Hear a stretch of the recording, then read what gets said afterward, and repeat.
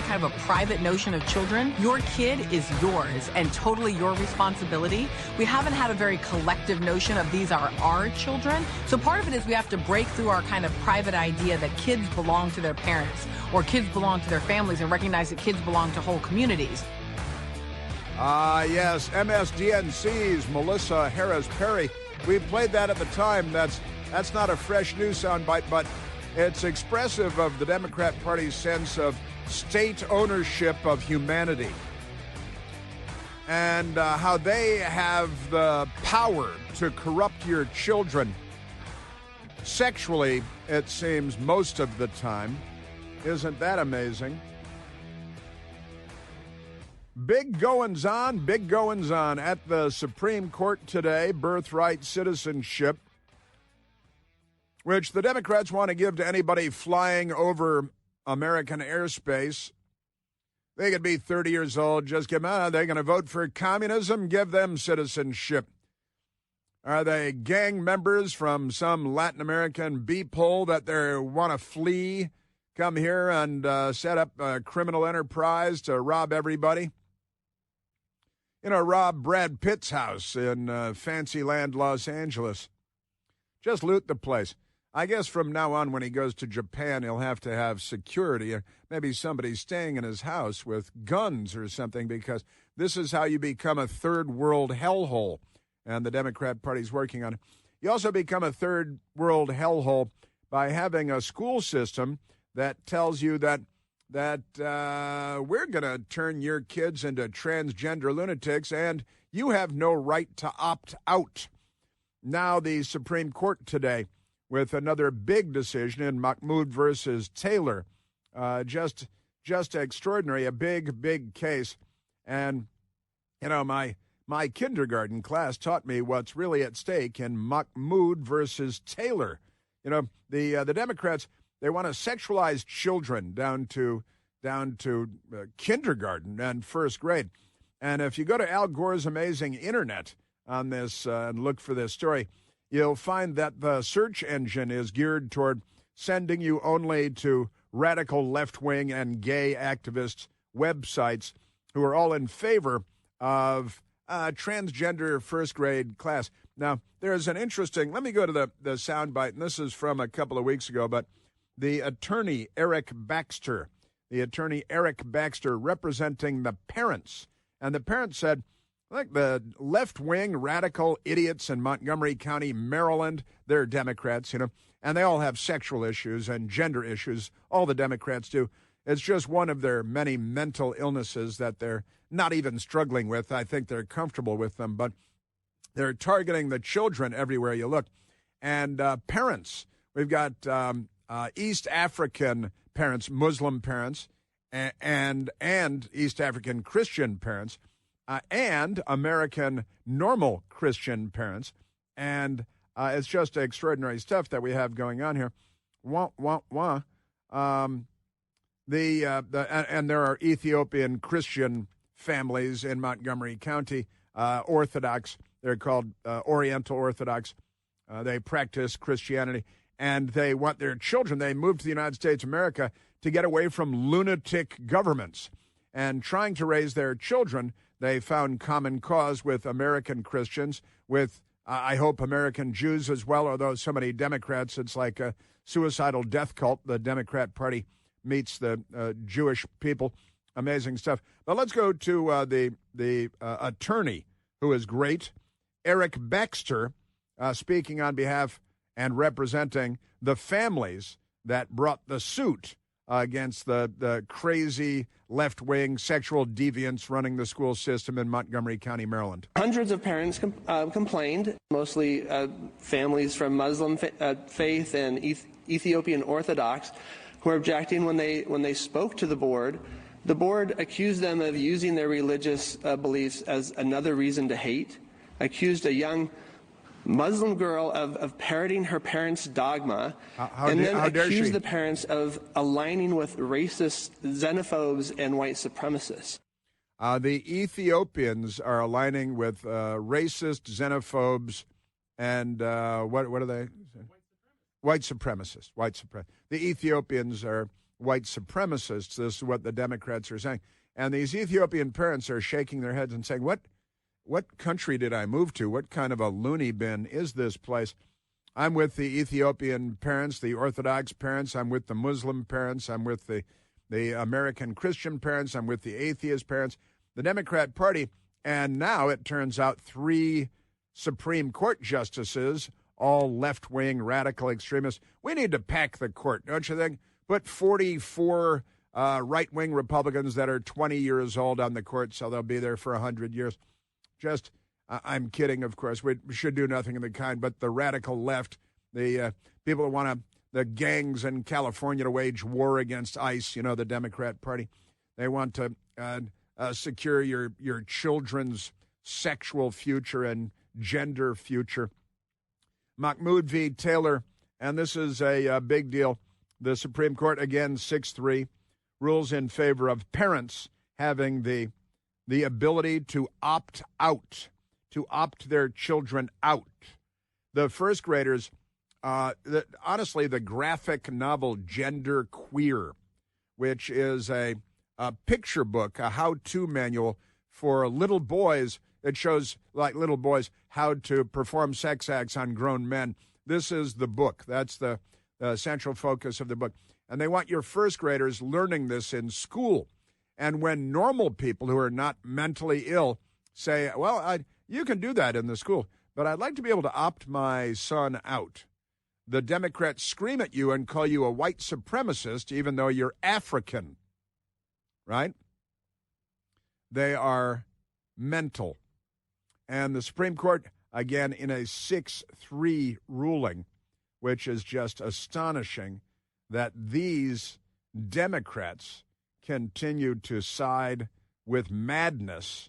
And again, if you Google it, you get gay publications like GLAAD or organizations like GLAAD, and you get left-wing groups that are like, oh, how dare you allow parents to raise their children, parents to opt their children out of our demented. I mean, honestly, just not long ago at all, if you presented these books to a child in a schoolyard, you'd go to prison for that.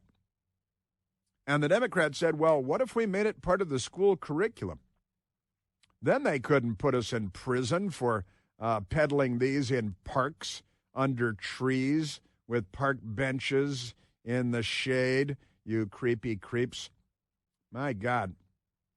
And thankfully, the Supreme Court is not a Democrat-run, sexual, deviant, anti-American, open borders hellhole. But all 3 Democrat nominees to the court, all 3 of those justices on the U.S. Supreme Court are on the wrong side of everything. Man, just as amazing. Look, it's, again, a major victory for Americans, for America, for Western civilization, for modernity, for parents, for the nuclear family. Black Lives Matter in their charter declared that they were at war with the nuclear family. Good idea. It's worked out so well for Black America and for Democrat, for across America, all over the place. Let's make it more universal. So, again, another major ruling. Major win on transgenderism and the Democrat Party's transgender agenda. And Justice Samuel Alito writing on behalf of the majority, the decision. School districts can't teach little kids about transgender issues without giving parents the chance to opt out. And that's what the Democrats are against. They're against giving parents the chance to opt out of this kind of sexualization of little children, right? And that's the Democrat Party today. Keep them away from the children. Whatever you do, don't let them play duck, duck, goose. It's not the same game it used to be. Womp, womp, womp. Our Democrat Party. I wish we had 5 sound bites of Eric Baxter. I think that's just amazing. All right, let's take phone. I don't have any more audio on that topic, do I? No, I don't. Let's go to the telephones. Let's go to Peter, calling from Tampa, Florida. Peter, you're on the Chris Plant Show. Good plan. Thank you for your continued fantastic work on behalf of America and the American way. You can have a cape. Do you have a cape? Only at home. Hey, listen, the overarching point I want to make is that I think Democrats are here as a headwind, and they make us stronger, conservative folks. It makes us stronger. It keeps us from becoming complacent. They're a constant challenge, and we constantly come up with ways to beat them, and that makes us stronger. Otherwise, I go insane with this stupidity. Honestly. I got to tell you, I'm glad you said it like that, Peter, as a matter of fact, because I've had a couple of conversations. The world seems unusually nutty right now for a number of reasons, and it's been building for some time, and the Trump derangement syndrome and the hatred. The Democrat Party's central value is hatred, and they want everyone to hate everyone. It works for the left because they're godless, organ harvesting, baby slaughtering, kleptocratic communists, and they've got a lot of sexual issues. God, they have a lot of sexual issues. And because of their cultural dominance and information dominance across the media and beyond and academia and so on, they have secured cultural influence that is outsized and inappropriate in many ways. But I was talking to some young colleagues at Newsmax yesterday, and I was having another conversation out and about at a restaurant. I think liquor was being served very recently, too. And people being very stressed out by the state of the world and the news and all of that. And I got to tell you, Peter, it's a funny thing. I grew up in a news household, and the guy that I called Dad growing up was a CBS News correspondent for 52 years. My mother was on television, watched her doing news and interviews when I was a small child. My mother's father was on television doing news and interviews when I was a small child. He started in radio in 1924. We've been on media things for more than 100 years now, my family, nonstop. And I got to say, Peter, that as crazy as everything is, I've found a way to be really good at just taking a deep breath when I walk away and exhaling, and I'm not stressed out about any of it. I talked about it a little bit the other day, Peter, that when I see, I think it was the bombing in Iran and the war between Israel and Iran and the Houthis and Hamas and Hezbollah, and I've been watching this. My stepfather, who I called Dad growing up, he went to a couple of wars in Israel. He went to Vietnam 4 times when I was a kid as a news reporter for CBS, and he was there for the overthrow of Iran in 1979 and the Shah being tossed out. And I grew up somehow seeing all of this in the macro. People like to use this phrase, Peter, that you look at it from 30,000 feet, right? I kind of look at it from like 20 miles. I look at it from everything. I put everything in a historical context, and I like to think, well, in the sweep of 100 years, it's just, and I talked to my friends at Newsmax, it's just another dust-up in the Middle East in the scheme of things. Another war, and there will be another one in a few years, because the Arabs and the Muslims in that region are very warlike. And look, the Europeans were very warlike until the Pax Americana of 1945 and all these things. But I think it's important to be able to just be able to pull back, take a breath, let it wash away, and realize this is not personal. Unless your family's in Israel or something, then it might be personal. But otherwise, it's the news, it's the world, it reaches you immediately now. But if it doesn't affect you, don't let it affect you. Don't suck it in and ingest it. Keep it at arm's length. Keep it where it belongs in history. You know what? Does that make sense, Peter? I'm not sure if that makes sense. To a degree, that certainly does. But it's also the case that if it's the thin edge of a wedge, you have to recognize it. Yeah. You're right. Yeah. Don't let it ruin your day. Yeah. But become involved locally, local politics. Get on the school board. Tell these folks that this is inappropriate. Become aware. Yeah. But just don't let it ruin your day. Yeah. I'm glad you added that. You're 100% right. Yeah, you're 100% right. But I have this remarkable ability to let it just roll off and to walk away, and then I walk out of the room and I start talking about You know, the fact that I'm going to the Kennedy Center tonight with my best girl, and what are we going to do for dinner? And we move on, and when my best girl and I, when we go out, which we did last night for a little bit, and we talk about anything but the news of the day. And it's not, we don't have to try to. I just, it's like I'm done with that, and now I've moved on, and I don't take it personally. I don't ingest everything and take it in. I spit it out. And I move on, and I get on with my life. And almost none of this has anything to do with my life. I want to be aware of it. And Peter, you're 100% right. Get elected to the school board and save the world. Can you bottle that? Honestly. Honestly. Peter, thank you. Great call, wonderful call, and great contribution on the end. That you're 100% right. Made what I said seem completely irrelevant because you're absolutely right. That's great. But you can't take it personally. You can't suck it in and let it stay there. Got to exhale. Can you bottle that ability? And don't drink too much. You know, got to put that in there too. Thank you, Peter. Thanks. Great call. You know, Big Wireless has been pulling one over on us for a long, long time now. It's time to switch to Consumer Cellular. You've been seeing them everywhere. They're everywhere. Listen, I switched to Consumer Cellular. I get the same fast, reliable, nationwide, big wireless-style coverage without the big wireless bill at the end of the month. But it's not just about saving money every month on your bill. It's also about not being used and abused by the giant cell phone people, you know. Do you know how much data you use every month? Most people don't know how much they use every month. Most people over the age of 50 use less than 8 gigs of data in a month, but most kids use many times that. And Big Wireless makes you pay into a big unlimited plan so that you are, you know, having your wealth redistributed to 20-year-olds that are on their phones for 18 hours a day to cover the cost. Stop getting ripped off like that. Consumer Cellular. They set me up with a service and a phone, a great phone, and easy to switch. It's really easy to switch.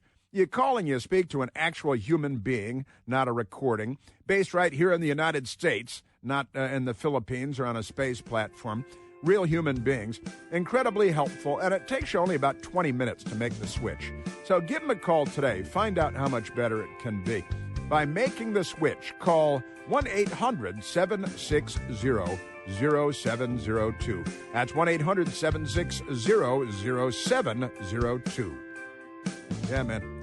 See the normal people out there, nice people? Talk to Bob in Moscow and Peter in Florida. Isn't that great? Normal people. Most of us are normal. We have to remember that, too.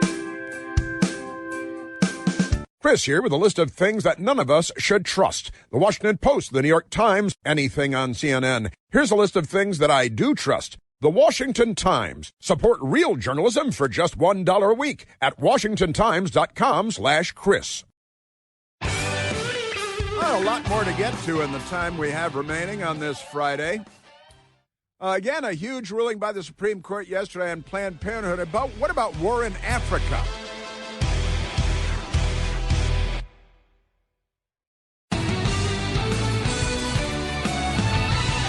Now, I got something for you.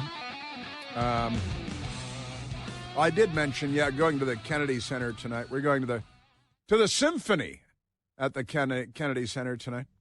Also, Les Mis. That's Les Miserables. That's Les Mis is playing at the Kennedy Center too. We're not going to Les Mis though. We're going to the National Symphony, the Washington National Symphony Orchestra. My best girl and I. Going by ourselves, we got this. It's wild. It's a Dolly Parton. It's the National Symphony Orchestra. A symphony to Dolly Parton. How American is that? Isn't that great? So we are going to the Kennedy Center tonight. They have Les Mis as well, and they have a lot of great. It's the Kennedy Center, Washington. And now it's being run by normal people. President Trump took it over, and the crazy people have been, they've moved on. We'll just say that they moved on. And I think that's good.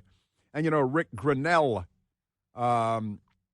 Trump ally, has taken over as the man running the Kennedy Center and the and the theater there. So it's not all radical left-wing, lunatic, bomb-throwing, demented, gender-confused Democrat stuff. You know, the usual stuff. But to head there, and we don't go every week or anything to the Kennedy Center, but we are going tonight. And it's a wonderful, great place to go for whatever excuse you may have to go to the Kennedy Center. But that said, today, this is kind of a big deal. Today is the anniversary. It's the 1-year anniversary. It's been 1 year tonight since the presidential debate where Joe Biden did so terribly. And then it became a matter of Joe Biden having to drop out of the presidential race. You may recall that I, in my Nostradamus-like way, I predicted a year before the debate, more than a year before the debate, that Joe Biden's name would not be on the top of the Democrat Party's ballot come Election Day. I predicted because I knew that his brain was no good. His brain, she's a broke. I knew that I hoped at least that the lie would not live all the way through Election Day. But because the debate, the presidential debate, leading to the political demise of Joe Biden and the Democrat Party's chances of winning the presidency in 2024, I wanted to refresh your memory on what the media was saying about this. Because remember, Trump couldn't win the debate because he's so dumb and Joe Biden's so smart, and Joe Biden was going to win a second term as president, and then America would become a former empire or something, a former country. And let's go, because my pal Mo Yarbrough, Joe Scarborough, was sitting there a year ago yesterday with his semi-inflatable flotation device of a third wife, Mika Brzezinski. And Joe Scarborough was telling his minuscule, puny, demented, misinformed audience how great it was going to be for the Democrats. Trump is scared out of his mind. Trump. He's whining and whimpering because Joe Biden may just beat him really badly. I mean, I don't know. You tell me, why are they running so scared from Joe Biden, a guy who they've spent the last 8 years saying is out of his mind? Yeah. 8 years. They don't even. What planet are these people living on? They're just extraordinary. And they had now the Matt Lewis from the Daily Beast. He was on with Joe Scarborough on Morning Joke, as his mother calls it, and they just lie like lying is the coolest thing you can do. If Donald Trump, in fact, loses the debate, then he has already laid the groundwork for saying, well, it was rigged. It was always rigged. It was rigged the whole time. What? Here's the problem. It kind of is rigged. Joe Biden outmaneuvered Donald Trump. The timing of this debate, the rules of this debate, those were all set by Joe Biden because Donald Trump allowed it to happen. Joe Biden's team, I think, really outsmarted and outmaneuvered Donald Trump.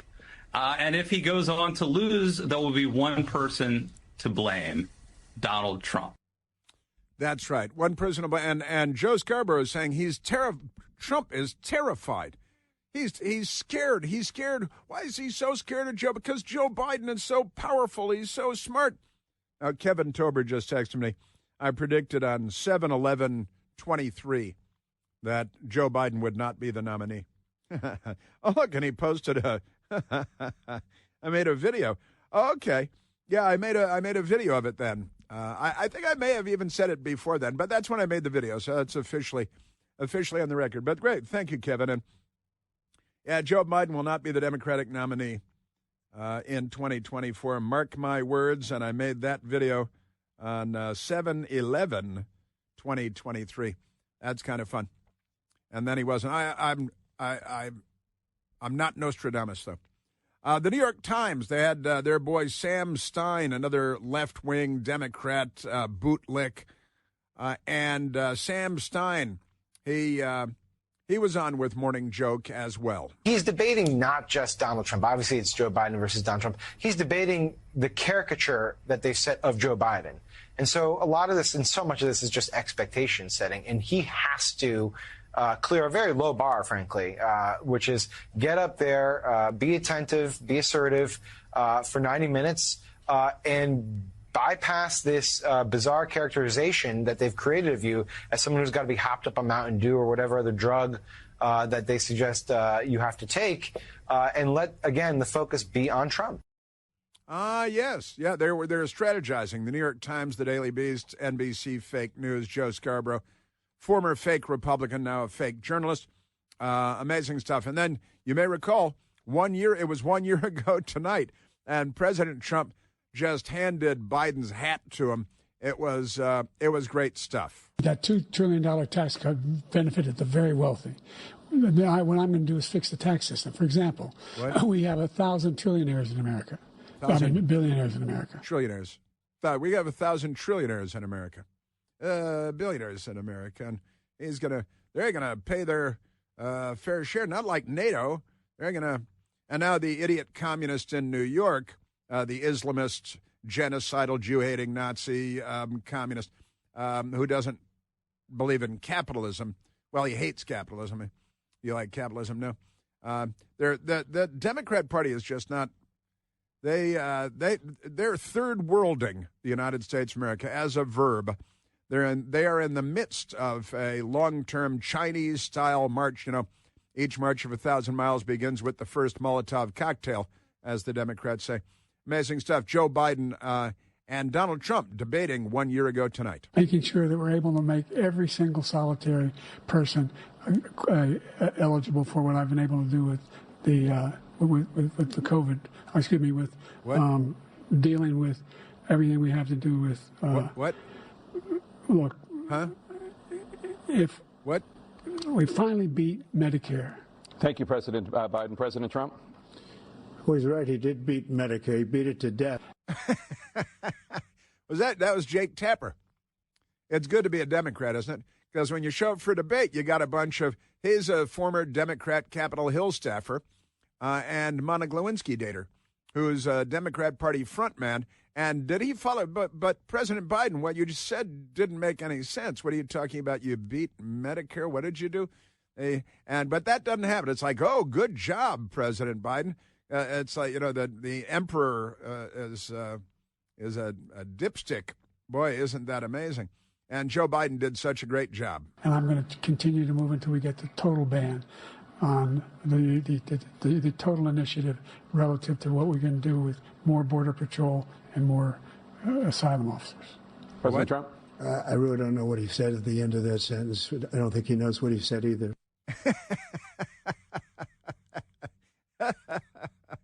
Yeah.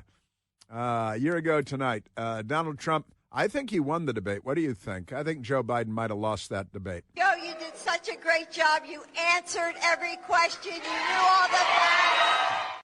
And that's his idiot wife who really liked the trappings, and she might have been the actual president of the United States, along with Neera Tanden, who we learned because of closed-door testimony on Capitol Hill yesterday, was apparently one of the people in charge of the presidential auto pen, which she then delegated to low-level staffers at the White House to use the president's signature for whatever. Just amazing. I am telling you. Crazy man, crazy. Our Democrat Party. I can tell you it started minutes in. It started with the first couple of answers, and it has continued throughout the night from oh, my God, oh, my God, oh, my God, to what do we do about this? And it involves very senior people in the Democratic Party, including elected officials, saying we have a problem.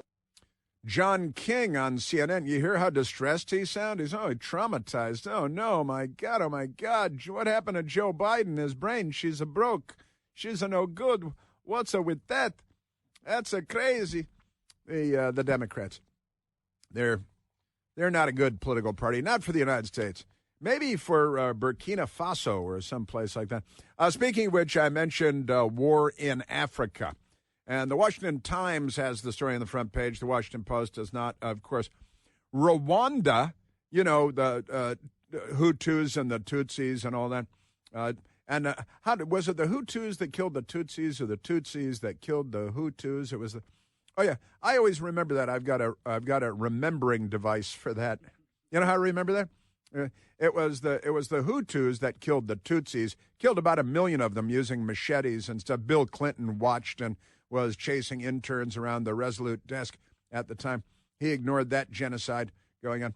But it was the Hutus killing the Tutsis, and I remember that by singing, "Toot toot Tutsi goodbye, toot toot Tutsi don't cry." Yeah, that's how I remember it. Was the Hutus that killed the Tutsis, and the Rwanda thing, Hotel Rwanda, and all that. But here's the front page of the Washington Times, a real newspaper in Washington D.C. Rwanda, Congo, and forgotten war. But here's the thing. The Secretary of State of the United States, Marco Rubio, today will be overseeing the signing. Rwanda and Congolese leaders are set to convene in Washington, D.C. on Friday, that's today, to sign a historic peace agreement brokered by the U.S., President Trump, you know, Nobel Peace Prize, and Qatar, potentially ending the world's deadliest conflict since World War II. Just since World War II, no big deal. Secretary of State Marco Rubio is slated to oversee the meeting to officially end the nearly 30-year-long Second Congo War.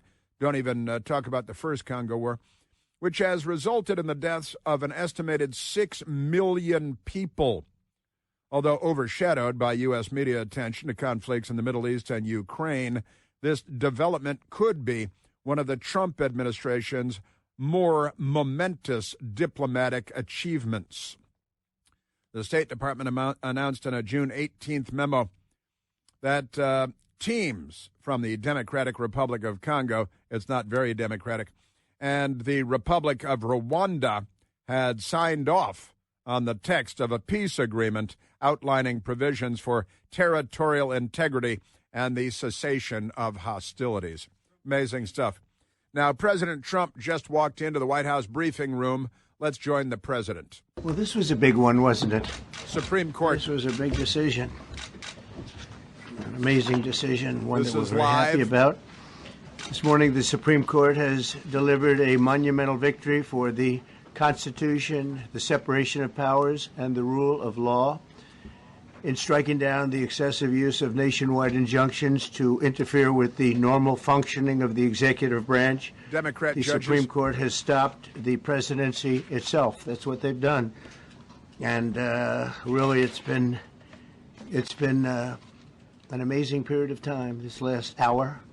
There are people elated all over the country. I've seen such happiness and spirit. Sometimes you don't see that, but this case is very important. I was elected on a historic mandate, but in recent months we've seen a handful of radical left judges effectively try to overrule the rightful powers of the president to stop the American people from getting the policies that they voted for in record numbers. It was a grave threat to democracy, frankly, and instead of merely ruling on the immediate cases before them, these judges have attempted to dictate the law for the entire nation. In practice, this meant that if any one of the nearly 700 federal judges disagreed with the policy of a duly elected president of the United States, he or she could block that policy from going into effect or at least delay it for many years, tie it up in the court system. This was a colossal abuse of power which never occurred in American history prior to recent decades. And we've been hit with more nationwide injunctions than were issued in the entire 20th century together. Think of it, more than the entire 20th century, me. President Trump at the White House in the briefing room, coming out to talk about two major Supreme Court decisions today. Yesterday, a major Supreme Court decision, the Washington Times headline, on the Supreme Court ruling deals major blow to Planned Parenthood. Now, I've got for you coming up, remember David Hogg, another child apocalyptic prophet of doom. He's got a Twitter account. He hasn't been banned. He has waited. He was the number 2 guy at the Democratic National Committee. He has weighed in on the Supreme Court rulings today in a tweet. I want to share that with you. I'll clean it up.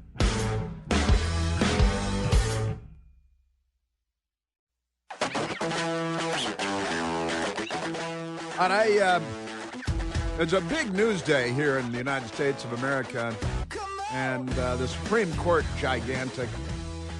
Peace to Africa, to the Rwanda Congo, 6 million dead, 30-year-long war. President Trump bringing an end to it. Marco Rubio presiding over the signing in Washington today.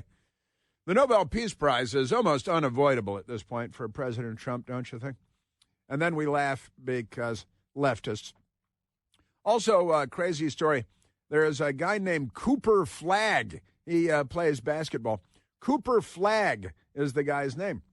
He is the first European Caucasian American basketball player to be selected first in the NBA draft. He's been selected first in the NBA draft, Cooper Flagg. And he's the first white guy to be selected first in the NBA draft since 1977. That's quite a long time ago now, isn't it? That's quite a while. And good for Cooper Flagg. I hope it doesn't cause him a lot of trouble because you know how the Democrats are. They're not good people. Not good people at all. Also, there is another crazy one that I want to share because he was the deputy head of the it wasn't vice, right? It was deputy head of the Democratic National Committee, DNC chair, vice chair. The vice chair, I think, of the Democratic National Committee until very, very recently. And he's one of the child prophets of doom, anti-guns, anti-Second Amendment, right? David Hogg is his name. And he was several miles away from a school shooting, and he wasn't there, and the Democrats lied about it and made him famous because he peddled their thing, and I think they probably abused him in myriad ways. But David Hogg just tweeted because the Supreme Court is ruling. And it's the F word, a four-letter word, the F word. And David Hogg tweeted this: beep the Supreme Court. Beep the Federalist Society. Beep Mitch McConnell. Because Mitch McConnell, didn't allow Barack Obama to cheat, and Mitch McConnell got 3 Trump nominees on the Supreme Court. David Hogg needs help.